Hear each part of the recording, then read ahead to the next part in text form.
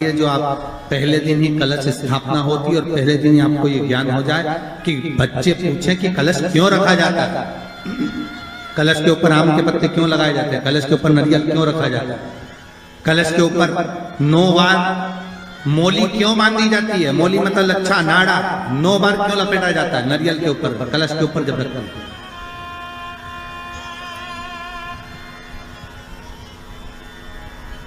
कलश के ऊपर जब जब श्रीफल रखाता है, नारियल रखाता है, तो उस पर 5 बार 7 बार मोली नहीं लपेटी जाएगी, तो 9 ही बार लपेटी जाएगी। 5 या 7 बार लपेटते हैं तो कहते हैं कि लक्ष्मी की छिन्नता होती है, और वो 9 बार लपेटी जाती है तो भरपूर लक्ष्मी का भंडार भरती है। क्यों क्यों कहते हैं उसे?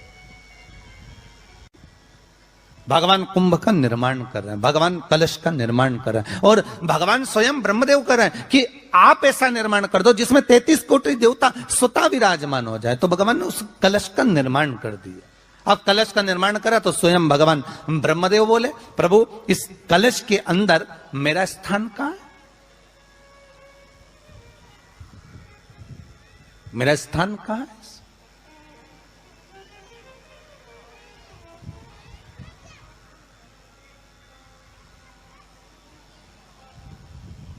बहुत ध्यान देना महाराज, कलश का जो मुख होता है उस मुख पर भगवान विष्णु का स्थान होता है। किसका स्थान है? भगवान विष्णु का। थोड़ा सा नीचे आओगे, जहां से कलश का मुख दबा हुआ होता है वह जगह भगवान स्वयं शिव की होती है। किसकी जगह है? भगवान शंकर की। कलश का अग्रभाग, नीचे का भाग जहां से फैला हुआ होता है वहां ब्रह्मा का आधिपत्य स्थापित होता है। फिर कलश का जो नीचे का भाग होता है वो भगवान शिव और शक्ति का स्थान होता है। कलश के बाहरी भाग में, जहां पर बाहर का हिस्सा होता है, उस कलश के बाहरी भाग में 33 कोटि देवताओं को भगवान शंकर ने लाकर विराजमान किया होता है। महाराज भगवान शंकर 33 कोटि देवताओं को निमंत्रण देकर उस कलश में विराजमान कर दिया। कितना सुंदर लिखा है देवी भागवत के अंदर कि जहां कलश की स्थापना होती है उस जगह पर किसी देवताओं को बुलाने की जरूरत नहीं होती। 33 कोटि देवता उस जगह पर स्वतः विराजमान हो जाते हैं। स्वयं 33 कोटि देवता स्वयं वहां विराजमान। नवरात्रे एकम से प्रारंभ नहीं होते, अमावस्या की रात्रि से प्रारंभ हो जाते, इसलिए उसको कहते हैं नवरात्रे। क्योंकि नवमी के दिन माता जी का विसर्जन हो जाता है, जवारों का विसर्जन हो जाता है, व्रत करने वाले कन्या पूजन भोजन भंडारा कराकर विराम दे देते हैं। तो नवमी की रात्रि उसमें नहीं जुड़ा पाती, उसमें रात्रि अगर जुड़ती है तो ये अमावस्या की रात्रि से जुड़ना प्रारंभ होता है, तब जाकर वो नवरात्रि पूर्ण हो पाती है। पितृलोक में पितृ जैसे निवास होकर भी इंतजार करते हैं। 4 नवरात्रे हैं तो 4 ही श्राद्ध हैं। आज मौनी अमावस्या है, श्राद्ध का विराम हो जाता है और कथा अर्थात नवरात्रे प्रारंभ हो जाते हैं दूसरे दिन। तो यहाँ शास्त्र कह रहा है जैसे हमें प्रतीक्षा रहती है कोई अच्छे कार्य की, कि घर में कोई शुभ कार्य हो, घर में कोई अच्छा आयोजन हो तो अपने को आनंद होगा, प्रसन्नता होगी। उसी तरह हमारे जो पूर्वज चले गए, जो पूर्वज चाहे वो अधोगति में गए हों, चाहे वो देवगति में गए हों, चाहे वो पितृलोक में निवास कर रहे हों, तो जितने भी पितृलोक में निवास करने वाले पूर्वज होते हैं वो भी ये विचार करते हैं कि हमारे घर के वंश द्वारा, हमारे वंशजों द्वारा कोई ऐसा सत्कर्म हो जिससे हमारे जीवन की वितृप्ति हो और हमें आनंद की अनुभूति हो। और ध्यान दीजिएगा महाराज, आपको चैत्री नवरात्रि का स्मरण होगा, आपको शरदीय नवरात्रि का स्मरण होगा, पर जो आषाढ़ में और माघ में जो नवरात्रे पढ़ते हैं इसका एक आनंद ही दूसरा रहता है। बस इतना जरूर होता है कि दुनिया के लोग वो जो 2 नवरात्रे होते हैं उसमें कलश की स्थापना भी करते हैं, देवी का पूजन भी करते हैं, अर्चना भी करते हैं, मंदिरों में भीड़ भी रहती है और खूब प्रेम से माता का जगराता वगैरह सब होता है। पर ये जो नवरात्रे हैं 2 गुप्त नवरात्रे, इनका लोगों को स्मरण नहीं था।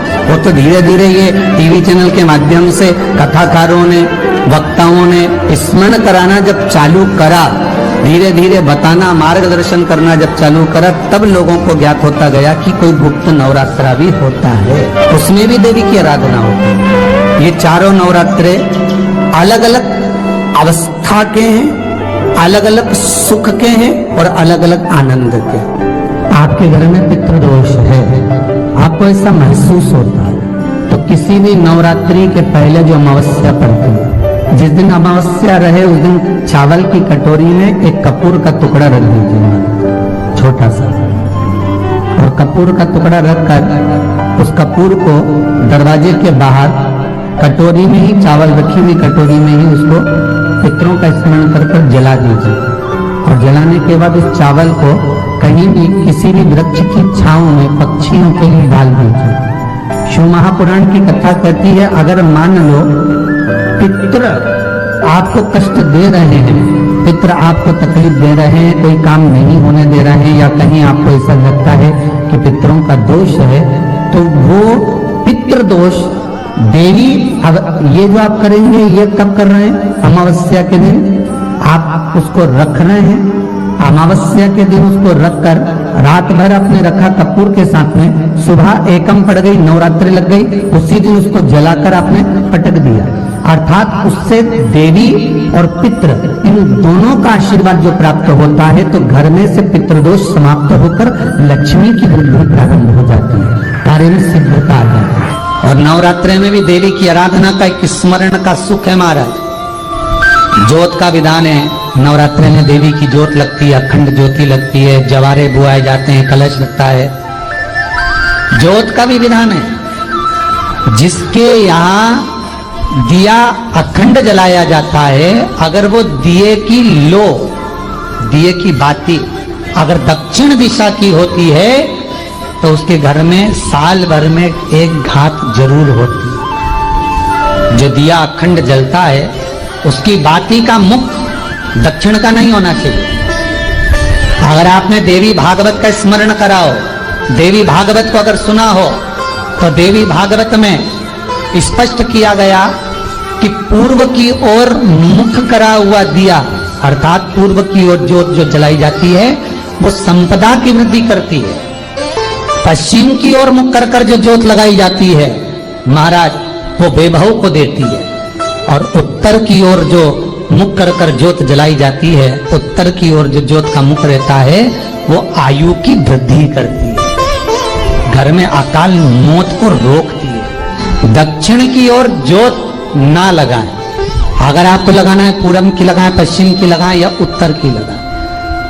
और जितने दिन महारानी जगदम्बा जगतधात्री दुर्गा भवन चैत्र नवरात्रे में, शरदीय नवरात्रे में, आषाढ़ी नवरात्रे में, आदिक पौष नवरात्रे में हम जगत जननी जगदम्बा की जब स्थापना करते हैं, या हम नूतन घर का प्रवेश करते हैं, या गणेश जी की स्थापना करते हैं, या कोई दुकान को प्रवेश करते हैं, या कोई शुभ कार्य करने के लिए